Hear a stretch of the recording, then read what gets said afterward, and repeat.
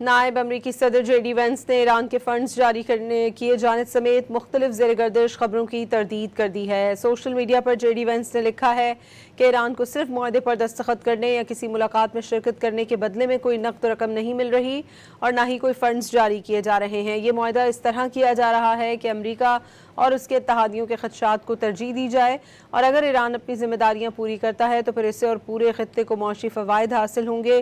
اس معاہدے میں خطے کو تبدیل کرنے اور دیر پا امن لانے کی صلاحیت ہے۔ پہلے پاسداران انقلاب کو ناقابل بھروسہ قرار دینے والے اب بے بنیاد باتوں کو بھی درست سمجھ رہے ہیں۔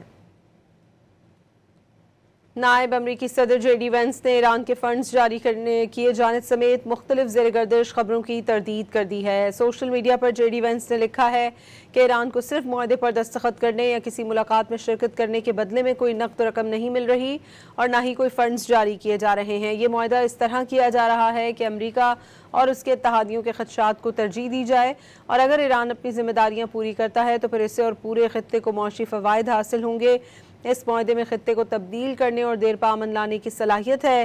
پہلے پاسداران انقلاب کو ناقابل بھروسہ قرار دینے والے اب بے بنیاد باتوں کو بھی درست سمجھ رہے ہیں۔